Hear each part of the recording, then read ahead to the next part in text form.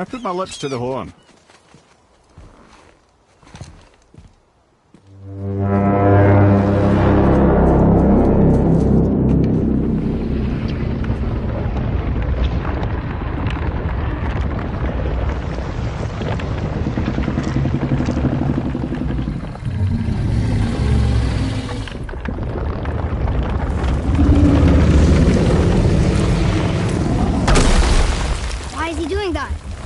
Odin had that statue made in honor of Thor.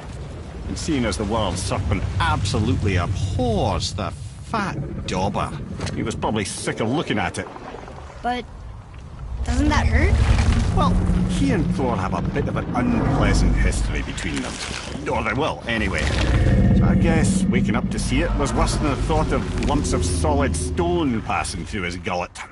You want me to ask him? No. Our only concern is Jotunheim.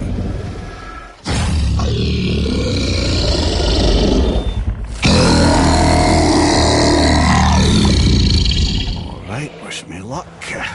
Oh, ha ha ha! You envy me.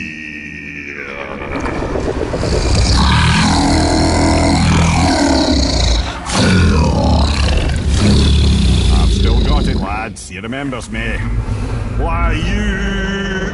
Oh, no, that's not right. Makuna huntun kun. Aon ekonotun novunora.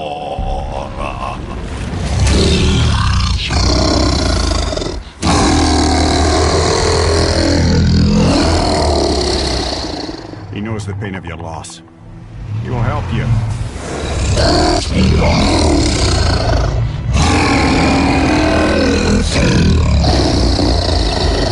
Efniun Fobur. Curious. What is it? Oh, nothing to be concerned about. What is he doing? Making sure we're headed in the right direction. Listen closely now. We need two things to get us into the land of the giants. First, we need to learn the travel rune that opens realm travel to Jotunheim. Second, we need to carve that rune into the special gateway. Is that one of the peak where we first met you? Correct. Except the giants, in their infinite wisdom, saw to it that no ordinary chisel would do the job. Only the tip of a magical chisel opens that gate. Luckily, I know where it is, and it's not far. You looked kind of mad for a moment there. Now that, he thought I said you were friends of Odin.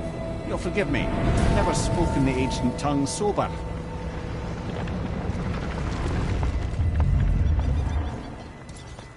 Wait, look! The water's dropped even further. You can see more of the realm towers and statues.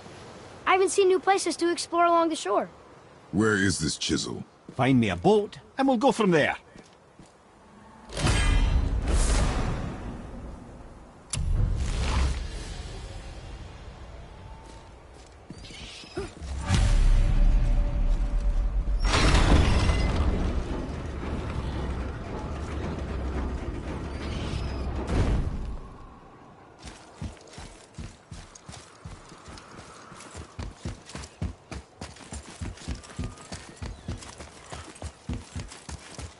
So when we get to the boat, we can either look for that special chisel now, or go exploring for a little while. I'm happy with whatever you want to do.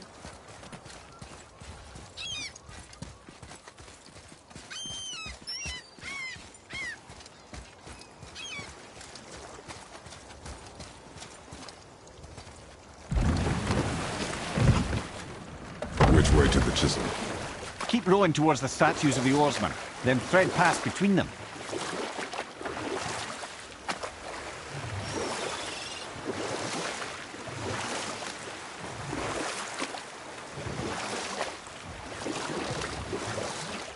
Mimir, you never did tell me why Freya spit in your face. Well, she blames me in large measure for her present circumstances, and not totally without reason. It all goes back to the long war between the Aesir and Vanir.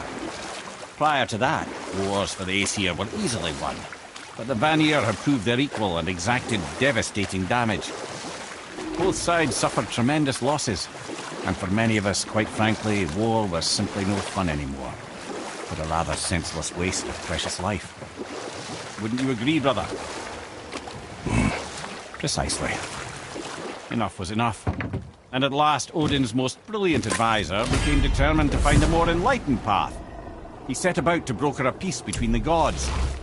It took some convincing, but ultimately Odin was persuaded to marry his deadliest enemy, a certain Vanir goddess, legendary not only for her fertile beauty, but her genius at the very Vanir magic that Odin had long aspired to master.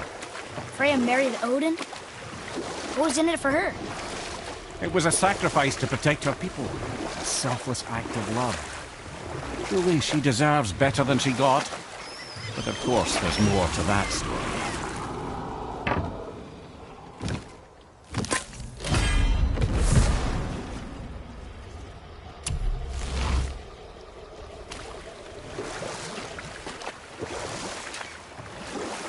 Wow, it's like there was an entire city under the water.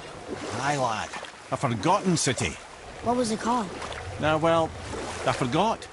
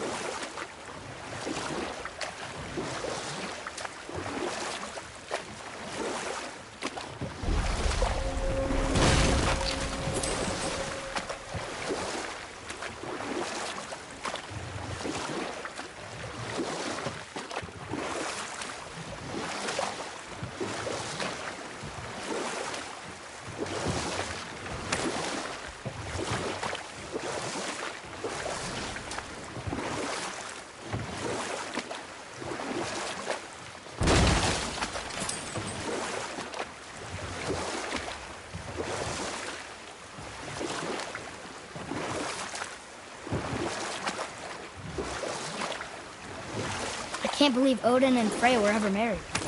Love and hate are more closely intertwined than you might imagine. For instance, Odin hates the giants and they him.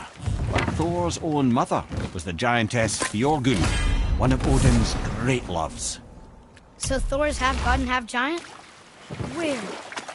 Once Fjorgyn was gone, lonely ages passed for Odin. And as war with the Vanir raged, I could see what he really wanted beneath his bluster.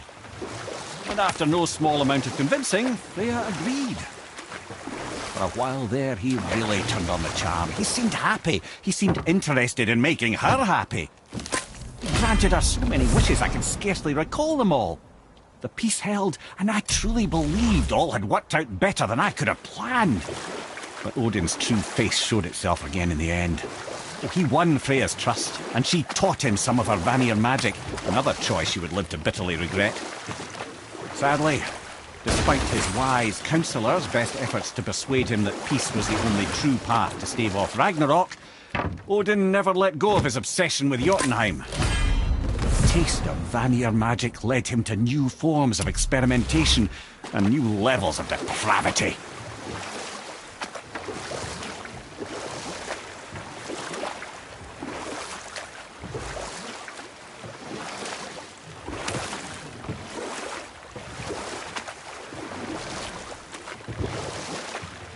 Still can't believe he ate it.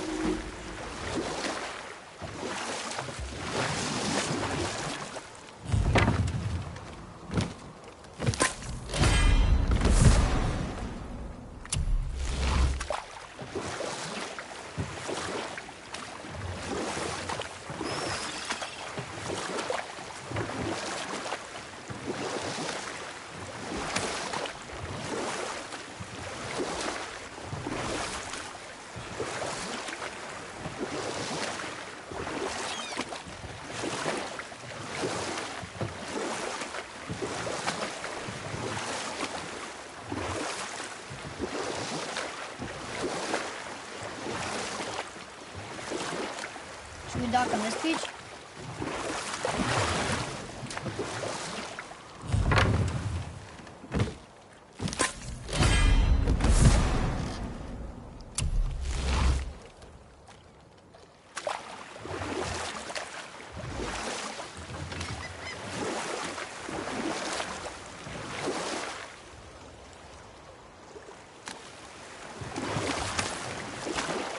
This is where the Tower to Jotunheim should be.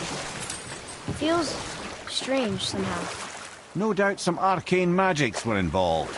I would be not at all surprised to learn you were sensitive to that.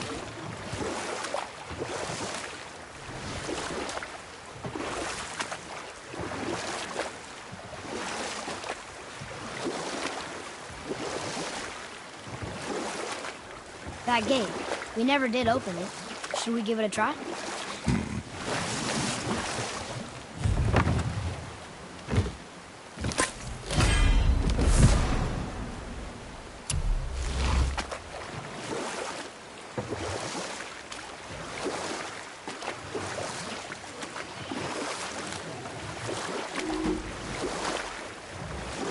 Okay. Obviously the marriage to Odin didn't last. But how did Frey end up a hermit in the woods? Oh, that was a singular piece of cruelty, even for Odin. As if the marriage wasn't punishment enough. Freya was better to him than he deserved. She stuck it out through all manner of indignity, all in the name of maintaining peace and safety for her people. But Odin's madness, his tyranny, his corruption of her magics, it became more than she could stomach, and at long last she broke it off. Odin's wrath was fierce, and his curses upon her were more than she dared to fear. But her magic was so much stronger than his.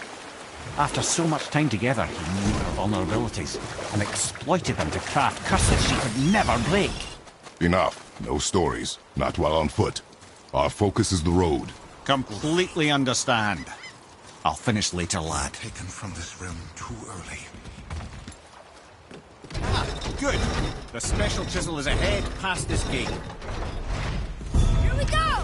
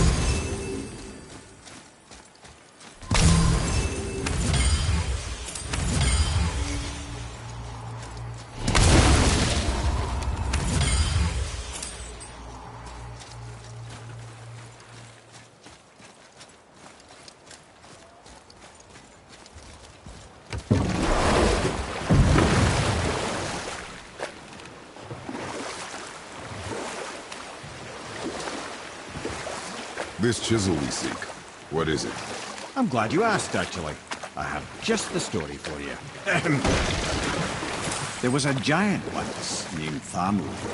A very giant, who, despite his mountainous size, was without question the greatest stonemason this world had ever seen. Proud Thamur hoped to one day pass his vast knowledge on to his son. But young Hrimthur had the heart of a warrior. Perhaps the father had too much fear in him, or the son too little. Either way, a quarrel of theirs spiraled out of control, and the overworked stonemason, bonk, struck his son. Hrimthur ran off into the night, feeling shame and regret, Thamur chased after his son. But in his emotional state, soon found himself wandering Midgard, lost and alone. Sadly, he caught the eye of the one person he didn't want to meet alone that night, so far from home. Thor. And what happened next? You'll see.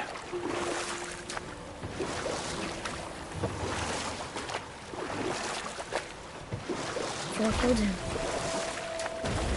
Oh no. You found the village? Aye. When Thamur fell, he crushed a charming place famed for worshipping the Vanir god Njord.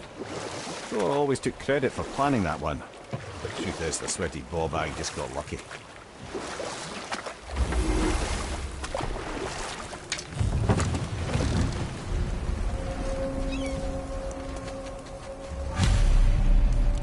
Hostiles. I'm ready if you are.